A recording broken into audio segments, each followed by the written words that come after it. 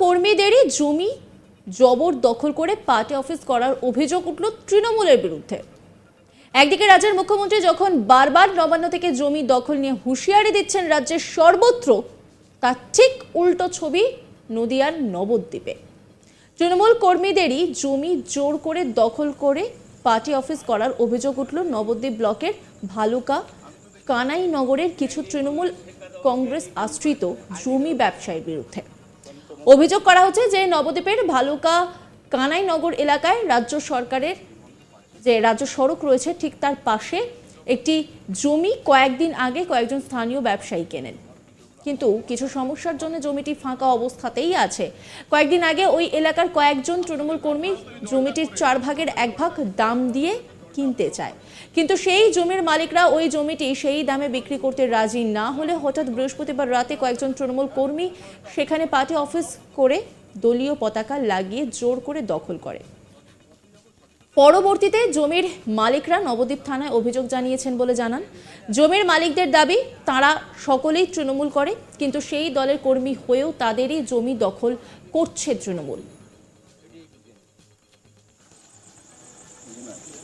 পঞ্চমর পাঁচিল, এই পঞ্চমর জমির পাঁচিল।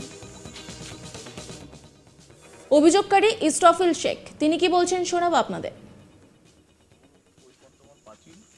জমিটা এখানকার তৃণমূলের বিশিষ্ট ভদ্রলোক যারা আছেন তারা ওই জমিটাকে দখল করছে। তারা কি তৃণমূলের কোনো দায়িত্বে আছে? হ্যাঁ, অবশ্যই তারা তৃণমূলের দায়িত্বে আছেন। আমার জমি, আমি জমিটা কিনেছি, আমি এখানকার 30 বছরের ব্যবসাদার, আমার জায়গাটা কেনা আছে ওখানে। তো তারা বলেছিল যে এই জায়গাটা পিডব্লিউডির জায়গাটার দাম আমাকে বললো যে কত দাম, হলো 15 লাখ টাকা দাম। বললো তাহলে আমাদের দাও 5 লাখ টাকা দেবে, এবং আমার 15 লাখ টাকার জায়গায় আমি 5 লাখ টাকা কেন দেবো? আর সবচেয়ে বড় কথা হচ্ছে আমার জায়গা আমি কম দামে কেন তাদেরকে দিয়ে দেবো? আমরা তাদেরকে বললাম না, আমরা এই দামে তাকে জায়গা দেবো না। তারপর কী হলো?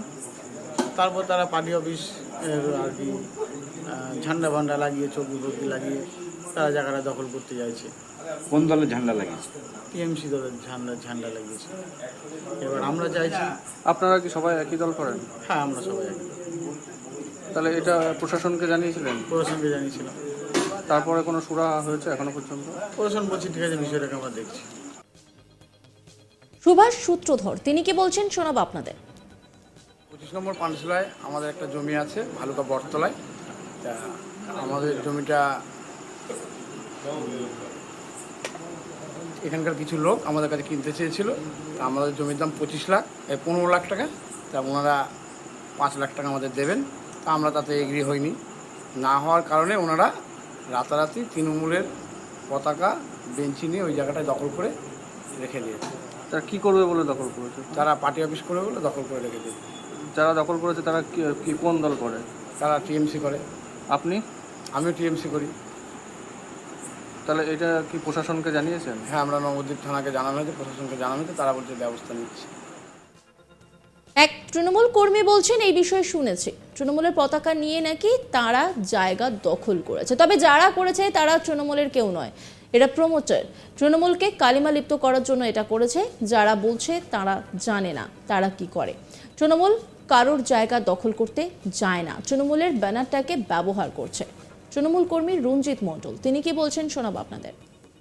রাত 8টার সময় যে তৃণমূলের পতাকা নিয়ে একটা জায়গা দখল করেছে বা একটা চৌকি পেতেছে, কিন্তু যারা করেছে এরা তৃণমূলের কেউ না, বা এরা প্রমোটার, ব্যবসা করে। এই ব্যাপার তৃণমূলকে কালিমালিপ্ত করার জন্য এরা তৃণমূলের ব্যানারটাকে ব্যবহার করে। এরা তৃণমূল কেউ না। যাদের সম্পত্তি, তাদের অভিযোগ তৃণমূলই করছে, তাহলে কি বলে? যারা করছে বা বলছে যার জমি হয় সে জানে না যে এরা তৃণমূল, কিন্তু সে জানে যে তৃণমূল এরা করে, কিন্তু সামনে তৃণমূল ব্যানারটা রাখে, কিন্তু ভিতর থেকে এরা প্রমোটারি বিজনেস করে বা এই ব্যাপার। তৃণমূলের কেউ না এরা। তারা প্রশাসনের কাছে গেছে, আপনি কি চাইছেন?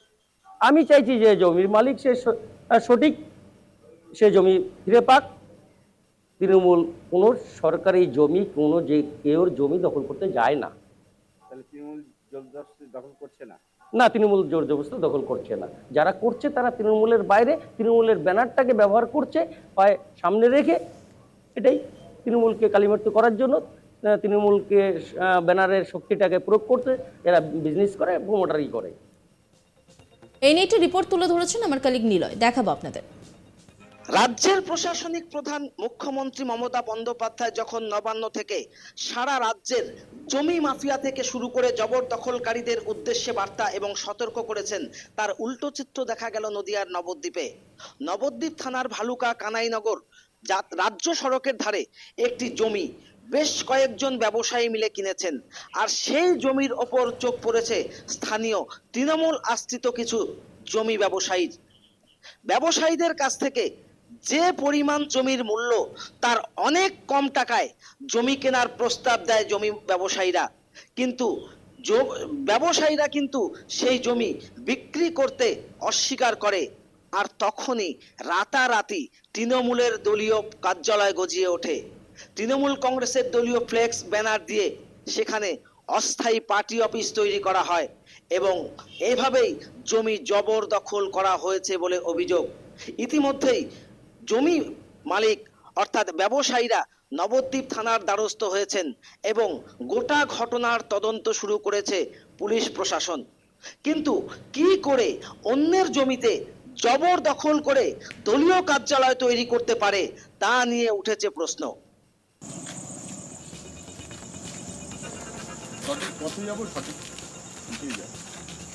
রাতের বেলা করেছে আইনে করছে না বেআইনি করছে? হ্যাঁ, এটা আইন মতো করছে না বেআইনি করছে?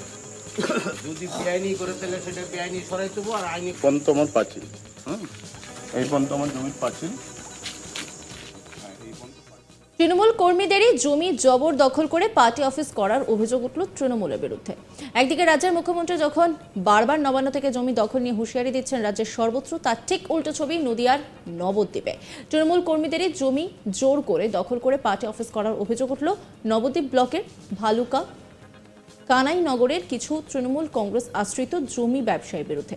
অভিযোগ যে নবদ্বীপের ভালুকা কানাইনগর এলাকায় রাজ্য সড়কের পাশে একটি জমি কয়েকদিন আগে কয়েকজন স্থানীয় ব্যবসায়ী কেনেন, কিন্তু কিছু সমস্যার জন্য জমিটি ফাঁকা অবস্থাতেই আছে। কয়েকদিন আগে ওই এলাকার কয়েকজন তৃণমূল কর্মী জমিটির 4 ভাগের 1 ভাগ দাম দিয়ে কিনতে চায়, কিন্তু সেই জমির মালিকরা ওই জমিটি সেই দামে বিক্রি করতে রাজি না হলে হঠাৎ বৃহস্পতিবার রাতে কয়েকজন তৃণমূল কর্মী সেখানে পার্টি অফিস করে দলীয় পতাকা লাগিয়ে জোর করে দখল করে।